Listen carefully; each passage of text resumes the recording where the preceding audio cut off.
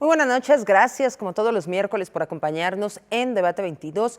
Esta noche vamos a hablar con la escritora Norma Cerros con relación al libro que presentó Rompe la brecha, que nos habla principalmente de la desigualdad de género que se presenta en el trabajo, en los salarios, en la vida laboral. Norma, buenas noches. Buenas noches, Kimberly. Muchas gracias por este espacio. No, al contrario, gracias por estar con nosotros. Y vamos a empezar por lo macro. ¿Cuáles son las más grandes desigualdades de género que se encuentran en el ámbito laboral? Por supuesto, la de salario es una de las principales. Pues precisamente eso, que para hombres y mujeres no existe la misma oportunidad de participar en el mundo del trabajo pagado y que se te pague. Esto derivado principalmente de creencias que se transforman en estereotipos y que se perpetúan en el trabajo a manera de prejuicios y que tienen que ver con roles que se definieron en un tiempo que tal vez funcionaron en ese tiempo, pero que hoy por hoy no tienen razón de ser. Pero ¿cómo es posible que en pleno siglo XXI por hacer la misma función se le pague más a los hombres que a las mujeres? ¿Y de cuánto es esa diferencia en México? Pues dependiendo del indicador que tomes en cuenta, va desde un 13 hasta un 27%, lo cual es muchísimo si tomas en cuenta los casi 40 años de vida laboral que tienen las personas. Y creo que algo muy relevante mencionar es que es una parte de la brecha salarial de género es la que se explica haciendo este ejemplo que mencionas de discriminación salarial, que por desempeñar un puesto te paguen menos de lo que se le paga a un hombre. Sin embargo, hay otros factores que tienen que ver en esta brecha salarial de género y son aquellos que se refieren a que es más difícil para las mujeres tener acceso a ciertos puestos. Me refiero tanto a los puestos de decisión, que son por lo general mejores pagados, como los puestos de otras áreas que son críticas o claves o estratégicas en una organización y que por ende se pagan mejor que otros. Y por supuesto que hemos visto, lo hemos denunciado y hemos hablado de ello hasta el cansancio, de cómo lo que estás mencionando, los puestos directivos no son igual la cantidad de mujeres que la cantidad de hombres que se encuentran en ellos. En muchas empresas ya se ha tratado de hacer un tema de cuota de género para equilibrar este tema, pero a nivel nacional, ¿cómo nos encontramos, Norma? Pues a nivel nacional existe, de acuerdo con el estudio Grant Thornton, sí existe una representación de mujeres de alrededor del 35% ahorita en los puestos de decisión. Sin embargo, pues todavía es un gran camino por recorrer. Creo que esto también se ve no solo en puestos gerenciales o directivos, sino en puestos de consejos de administración. Creo que aquí la pregunta más grande para la gente es cuestionarnos que no es casualidad que las mujeres estemos sobre representadas en el nivel de entrada o el inicio de la pirámide y subrepresentadas en la cima, ¿no? Donde volteas a ver y no nos vemos reflejadas muchas mujeres. ¿Por qué sucede esto, Norman? Porque resulta absurdo, en las universidades ya hay más mujeres que hombres. ¿Cómo es posible que siguen siendo más los hombres los de las tomas de decisiones, los jefes? Digo, esto tiene que ver con creencias que existen desde hace mucho tiempo. Recordemos que el espacio laboral fue diseñado por y para el hombre en tiempos en los que no se anticipaba que una persona distinta al hombre, ya no se diga la mujer, pudiera transitar estos espacios, ¿no? Y donde precisamente estaba tan bien definidos los roles de género que era una persona la que se encargaba de los cuidados y otra la persona la que traía el sustento a la casa. Sin embargo, poco a poco hemos ido evolucionando de tal forma que las mujeres hemos tenido acceso al trabajo pagado, pero la realidad en la casa no ha cambiado muchísimo. Es como si te dieran permiso de salir a trabajar, pero adicionalmente te tienes que hacer cargo de todo este trabajo que existe tras bambalinas, ¿no? Y precisamente eso es lo que tenemos que cuestionar. Los cuidados no tienen género. Y mientras los hombres no le entren en igualdad de circunstancias a desempeñar este tipo de trabajo, no podremos hablar de que existe una mayor representación de mujeres en el trabajo pagado. En los países más desarrollados, los países que se llamaban de primer mundo, ¿esta brecha qué tan distinto es a lo que vemos en México? Haciendo alusión a los países nórdicos que son como los que son punta de lanza en estos temas, pues existe una conciencia mucho más avanzada en cuanto a reconocer el valor que tiene el trabajo no remunerado. Y de ahí que desde las políticas públicas se hayan realizado esfuerzos contundentes, por ejemplo, para ampliar el periodo de licencia parental, como ocurre en Suecia, ¿no? Donde se tiene hasta 480 días y al menos 3 meses de esos 480 días tiene que tomarlo sí o sí el hombre. Entonces yo creo que Una cosa es el poder pensar y avanzar hacia acuerdos más igualitarios en cuanto a reparto de trabajo no remunerado, pero las familias en sí necesitan del apoyo de la iniciativa privada y del gobierno para poder sacar adelante estas necesidades de cuidar de sus seres queridos y poder irse a trabajar con la tranquilidad de que eso va a ocurrir. Justo lo estabas comentando, Norma, estabas diciendo el apoyo que necesitan y en cierta manera creo que desde las políticas públicas y desde las empresas lo consideran como un favor, como un plus en el trabajo en lugar de ser una obligación del Estado ayudar a las personas a que puedan tener guarderías para sus hijos, tiempo para las personas que cuidan. ¿Cómo vamos en México? Pues tienes razón, yo creo que la gran asignatura para toda la sociedad es reconocer el valor del trabajo no remunerado y reconocerlo como el trabajo que hace posible el trabajo pagado y la economía de un país, ¿no? Del lado del gobierno tiene dos asignaturas pendientes, una es muy importante y la otra es muy urgente. La que es urgente es atender la grave situación de violencia de género que estamos viendo actualmente, porque no puede existir igualdad de género en el trabajo si primero no existimos las mujeres, ¿no? Y después de ello es establecer, vaya a ser contundente en los esfuerzos que está realizando para que se pueda constituir un sistema nacional de cuidados y que las familias, como te decía, puedan salir a trabajar con la confianza y la tranquilidad de que sus seres queridos van a estar bien atendidos mientras ellos participan en la economía del país. El papel de la iniciativa privada en esto, Norma, porque estábamos viendo hace unas semanas este debate que se daba acerca de que las vacaciones, que pasaran de 6 días reglamentarias a que pasaran a 12 días, y se ve la resistencia para poder hacer esto, ¿no? Se dice, bueno, primero un poquito de días, luego les damos un poquito más. Es muy complejo el sistema laboral en México, sobre todo desde la iniciativa privada. ¿Qué es lo que ellos tendrían que hacer? Yo creo que en una situación ideal no se tendría por qué mercadear el llamado caso de negocio o por qué conviene avanzar la agenda de igualdad de género en el trabajo. Sin embargo, no estamos en esa situación ideal y creo que podría beneficiar muchísimo que, por ejemplo, ustedes como medios de comunicación pudieran dar mayor publicidad a cómo se benefician las organizaciones que tienen diversidad, no solo de género, sino en general, ¿no? Entonces yo creo que aquí las empresas que no modifiquen sus estructuras laborales para poder reconocer las distintas necesidades que tiene una fuerza laboral diversa, están en mucho riesgo de quedarse obsoletas, ¿no? Sobre todo considerando que hoy por hoy, pues es el 76% de las empresas en México que están batallando para llenar sus vacantes, ¿no? Yo creo que es una situación que a la larga les beneficia muchísimo el poder apostarle por desarrollar el talento de las mujeres para que se puedan beneficiar de esa diversidad. Cuando hablas con algunos corporativos, Norma, me ha tocado, lo he escuchado, es indignante, pero dicen, bueno, yo contrato a quien yo quiera, número uno. Y número dos, una madre no es tan productiva como sería un hombre. ¿Por qué? Porque quiere faltar, porque el niño se enfermó, porque necesita permisos, tiene que ir a la escuela. ¿Qué le responderíamos, Norma, a este tipo de pensamiento empresarial? Yo creo que estos tipos de permisos o de flexibilidades o de prestaciones deben estar abiertas indistintamente del género. En el momento en que sea aplicable tanto para hombres como para mujeres, desaparecerá ese pensamiento de que no me conviene contratar a una mujer porque entonces se va a ir 3 meses de vacaciones cuando tenga un hijo. Yo creo que precisamente ahí radica, o más bien a eso me refiero cuando hablo de valorar el trabajo no remunerado, precisamente haciéndolo disponible tanto para hombres como para mujeres, el que puedan participar en un festival de la escuela o el que puedan pedir un permiso para llevar a los niños a consulta. Creo que como organizaciones tienen una agenda pendiente, una responsabilidad pendiente que retomar y creo que este es el momento más oportuno para hacerlo. Vamos a hacer una pausa, pero regresamos con Rompe la Brecha. Cualquier duda que tengan, ahí están nuestras redes sociales y también las de la escritora Norma Cerros. Ya volvemos.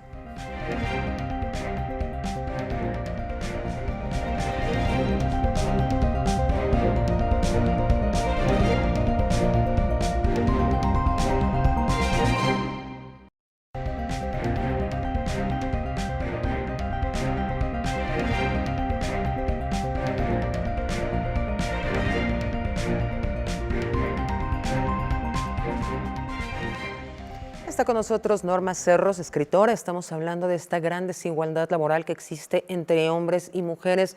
Norma, ¿Cómo llegamos a donde estamos hoy en pleno siglo XXI? Sabemos que históricamente las mujeres se han dedicado más a las labores de cuidado, el trabajo no remunerado, pero hoy, en pleno 2022, ¿cómo es posible que siga así la situación?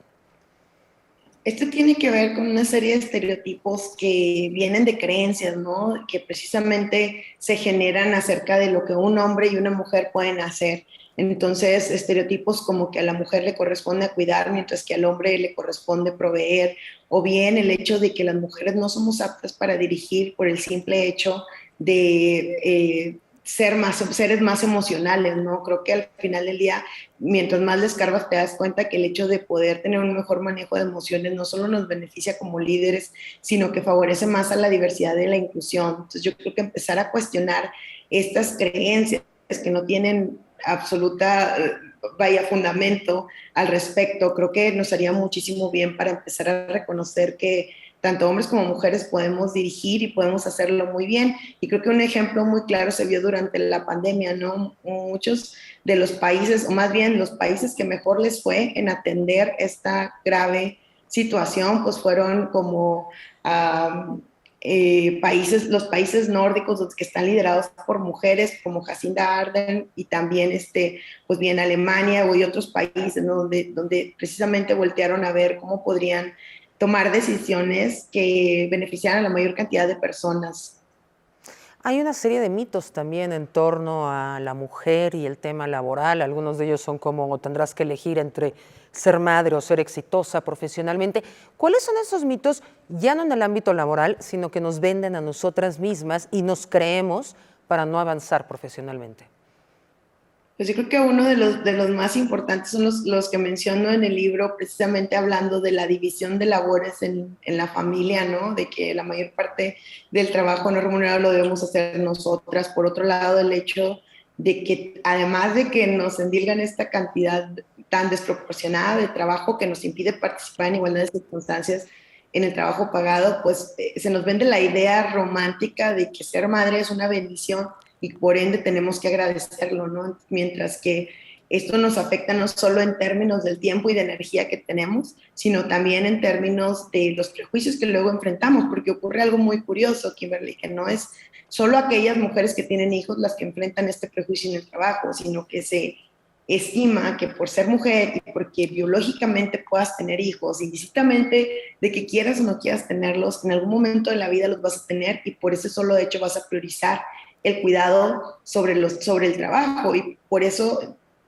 ¿para qué te invertimos en darte una maestría o en capacitarte más o en darte un aumento o una posición de mayor autoridad si eventualmente te vas a salir? ¿No? Está probado que un hombre, si tiene más hijos, es más probable que le aumenten el sueldo, mientras que una mujer que tiene hijos enfrenta una brecha salarial de género mucho mayor que las mujeres sin hijos. Esta es de un 33%, de acuerdo con la Organización Internacional del Trabajo. Y finalmente, pues esta parte que dice que las mujeres no somos aptas para estos ámbitos predominantemente dominados por el hombre, ¿no? Como las áreas de ciencia y de tecnología, ¿no? Entonces, cuando empiezas a ver cómo se ha fraguado la historia y lo que hemos escuchado al respecto, nos damos cuenta que también pues, no es otra cosa más que resultado de creencias que dicen, oye, pues las mujeres no son aptas para esto, sin embargo, sí lo somos, ¿no? Hay un estudio bien relevante que a mí me partió el corazón, que dice que las niñas tan pronto como a los 6 años empiezan a creer que los niños son más brillantes que ellas. Entonces, si les pones el problema, te lo resuelven y lo hacen mejor que los niños. Pero cuando les dices, esta tarea, este problema, únicamente lo pueden hacer los niños que son sumamente brillantes o incluso que son genios. Entonces, ellas se empiezan a autodescartar. Y esta inercia sigue a lo largo de la vida. Entonces, aquellas cosas que nos dicen, no, pues esto es para gente que es súper genio, y se empiezan a descartar. Entonces, nos dicen muchas veces que parte de la brecha salarial de género se explica porque las mujeres escogemos carreras que pagan mal. Y realmente yo me pregunto, ¿tenemos esa posibilidad de elegir cuando te dicen, oye, mijita, ¿para qué estudias ingeniería si esa carrera está llena de pelados y al final del día te vas a quedar en tu casa cuidando hijos? Realmente no tenemos mucho margen de decidir cuando constantemente estamos recibiendo todos estos mensajes, tanto de la escuela, de nuestra familia, de los medios de comunicación, bien intencionados o malintencionados, como gustes. Sin embargo, existen y al final del día todas las personas queremos permanecer en un grupo, perdón, pertenecer a un grupo social. Entonces, de ahí que muchas de nuestras decisiones no tengamos mucho margen para llevarlas a cabo. Norma, justamente para las personas que nos están viendo, uno, para las jóvenes que están por empezar su vida laboral, ¿qué les dirías para quitarnos toda esta paja mental y poder ingresar de manera exitosa a la vida laboral sin tener que sacrificar la vida personal, el deseo o no de ser madres? Pero también, ¿qué le dirías a los padres que ahorita tienen una joven a la que tendrían que estimular para ser exitosa y que a lo mejor no se están dando cuenta de que le están limitando? Pues justamente como hacer esta reflexión, dar 2 pasos para atrás y hacer el análisis acerca de si lo que estamos diciendo a nuestras hijas, a nuestros hijos, tiene que ver con una creencia o con lo que realmente puede o no puede hacer una persona. Eso por un lado, y para el caso de las chicas, de las niñas, de las mujeres que incluso ya están en el camino de trabajando, ¿no? Participando en la economía, este libro es un esfuerzo por allanar el camino, por presentar con información fidedigna que evidencia una realidad que a lo mejor estamos como sufriendo a solas, creyendo que es algo que me pasa nada más a mí, pero que cuando empiezas a investigar te das cuenta que es una realidad que prevalece en el sistema y en el mundo entero. Entonces es un esfuerzo por presentar también herramientas y sabiduría accionable, porque las mujeres somos muy capaces, somos muy aplicadas, somos muy detallistas. Entonces sí, mi esperanza es que con este libro tengan un poco mayor información para poder trazar un plan con conocimiento de causa, con perspectiva de género, a sabiendas de que sí, el camino es mucho más difícil para nosotras, pero la esperanza no está perdida y que podemos hacer mucho desde que empezamos a reconocer con anticipación qué tan difícil va a estar el camino y empezamos a trazar un plan para ello. Es cierto, y es como decimos, sí se puede, pero hay que empezar escalón a escalón y también las generaciones que vamos por delante, ¿no? Abrir este camino para las próximas generaciones. Vamos a hacer una última pausa, ya volvemos, no le cambie, está con nosotros la escritora Norma Cerros.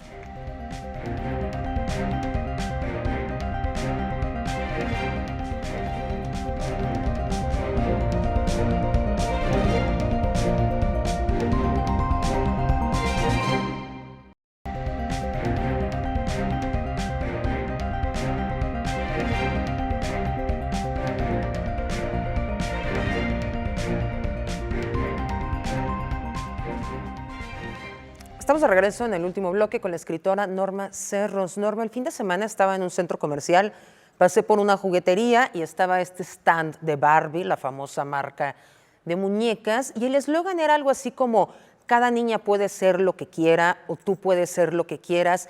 Y ahí hay un tema muy importante que manejas en el libro, que es el síndrome de la impostora. Tendríamos que empezar por creernos que somos capaces y que merecemos esta igualdad laboral. ¿De qué se trata este síndrome? Cuando empiezas a revisar el tema con mayor detenimiento, te das cuenta que también es resultado de este adoctrinamiento que recibimos desde pequeñas acerca de cómo está bien que nos conduzcamos o no. O sea, el hecho que te digan que calladita te ves más bonita, que a una niña que es líder, asertiva, le digan mandona o que de alguna forma se critique o se emitan juicios de valor cuando una mujer se atreve a hablar de sus logros. Creo que no es tanto que nosotras dudemos de nosotras mismas, en el fondo sabemos que podemos sacar adelante el trabajo, sin embargo que nos vemos condicionadas para mostrarnos como si no confiáramos en nosotras mismas e inclusive representamos eso que se llama la misoginia internalizada, ¿no? Cuando voy con un hombre o con alguna persona y digo, discúlpame tantito o perdóname que te interrumpa o nada más te robo un minutito, como si no nos mereciéramos ocupar el tiempo y el espacio. Entonces creo que realmente el sistema nos dice que debemos mostrarnos así, debemos mostrarnos sin ocupar tanto espacio o ser tanto aspaviento y enseguida nos culpa de ser impostoras o de sentirnos como impostoras. Yo creo que no es ninguna sorpresa que terminamos sintiéndonos de esa forma. Sin embargo, yo creo que aquí el buscar nosotras con esta información precisamente que muestro en el libro, la oportunidad de encontrarme conmigo misma, de reconocer qué es eso para lo que soy sumamente buena y decirlo y actuarlo y representarlo en el mundo sin disculpas, ¿no? Con esa confianza que me da el haber hecho este ejercicio y tener esta certidumbre. Norma, para el auditorio, hace rato hablábamos para el auditorio de las jóvenes que se están incorporando al mercado laboral, pero las personas de generaciones más adelante, las que están entre los 40, los 50 años, ¿cómo pueden ellas hacer este cambio? Porque crecieron con la idea de que un atributo femenino es servir, es cuidar, es no molestar. Profesionalmente iban más hacia el tema de servicios. ¿Cómo hacer este cambio? Porque solo hay una vida, ¿no? Y tienen que vivirla con todas las oportunidades que nos da, independientemente de la generación a la que se pertenezca. Sí, totalmente. Yo creo que incluso pueden estar mucho más cercanas, ¿sabes? Porque ya pasaron por ahí, ya vivieron el estar haciéndose cargo de las necesidades de todos menos de las de ellas, ¿no? Entonces creo que hay una querida amiga que es psicóloga y me dice, ¿no? Que hoy por hoy las mujeres jóvenes están adelantando la conversación de las mujeres que a los 50 años se dan cuenta que no han vivido su vida, que no han querido, no se han atrevido a ser lo que ellas realmente quieren ser. Entonces yo creo que aquí nunca es tarde y creo que como yo lo viví al momento de escribir este libro, que para mí fue una catarsis, fue una autovalidación de muchas desigualdades que viví y que dije, pues no nos queda de otra, así es como es, ¿no? Yo creo que me gustaría que también se brindaran la oportunidad de tener esta autovalidación de vivir duelos, ¿no? Por cosas que a lo mejor quisiste haber hecho y no pudiste por haber comprado el mito o el estereotipo de género. Y hoy por hoy, darte la oportunidad de empezar a conectar contigo misma, de empezar a reconocer qué es eso que te hace sentir viva y empezar a construir un camino para dedicarte a eso que sueñas. Y algo muy importante que es que el derecho de ser madre no tiene por qué limitarte profesional ni laboralmente. No es el trabajo de las madres y de las mujeres el cuidado de los hijos, mientras los hombres pueden seguirse desarrollando profesionalmente. Claro, y si te vas dos pasos atrás, más aún, el poder decidir si quieres o no ser madre, si quieres o no formar una familia, ¿no? Porque muchas mujeres como yo, que compramos el mito, dijimos, no, pues claro, me tengo que casar porque es lo que me corresponde como mujer, ¿no? Entonces yo creo que la posibilidad de hacer ese análisis y llegar a una conclusión sin que el estereotipo de género tenga que ver con la decisión que tomemos es algo muy valioso y que me gustaría que fuera un regalo para las mujeres que nos escuchan hoy. ¿Tú tienes hijos, Norma? Tengo 4 hijos, uno de 18, uno de 10, uno de 4 y otro de 2. ¿Y cuál fue si nos quieres compartir, cuál fue este momento de ruptura en tu vida en la que dijiste ya no más y de ahí nace Rompe la Brecha? Pues cuando nació mi primer hijo, ¿no? Cuando nació mi primer hijo, mi niña mayor es niña adoptiva, entonces cuando nació Héctor Daniel fue en 2012, él tiene 10 años. Y para mí fue como un shock el no saber nada de esto, el que pese a que soy una mujer muy trabajadora, muy aplicada, y llegar prácticamente con los ojos vendados a una realidad que de haberla sabido me hubiera podido preparar, ¿no? Entonces para mí fue un dolor muy grande y una frustración tremenda el darme cuenta de, caray, pues sí hice todo, ¿no? Tengo maestría en esto, estudié en Berkeley, trabajé en el gobierno de Estados Unidos, que no se supone que hice todo lo que decía el libro para poder triunfar y salir adelante, ¿no? Pero a mí el teatrito se me cayó cuando tuve un hijo y de repente ya no me pude esforzar el doble o el triple para alcanzar lo que mis pares, que son hombres, ¿no? Entonces creo que ninguna mujer se merece llegar como yo llegué, así, sí, con la venta puesta, y me gustaría que pudieran tener esta información y utilizarla en lo que les pueda servir. Tú también tienes una organización, cuéntanos. Sí, pues de ahí nace Boomerang, es una organización civil que creamos en 2015 y que mediante la cual he tenido la oportunidad de poner a prueba estas hipótesis, ¿no? Porque en un principio yo pensaba, bueno, es que necesitamos empoderar a las mujeres y cuando lleguen van a poder cambiar el escenario y va a poder ser todo más equitativo. Y avanzando en el camino me doy cuenta que mujeres con capacidades, con lo que se requiere para triunfar, para dirigir, hay muchísimas, ¿no? Y que adicional sí a trabajar en cómo generar esta conciencia que te permita reconocer cómo operan los prejuicios de género y cómo limitan nuestras oportunidades, también es necesario allanar el camino abordando el prejuicio de género que existe en las organizaciones y que impacta a los tomadores de decisiones cuando deciden quién entra, quién se queda, quién avanza y quién se va de la organización.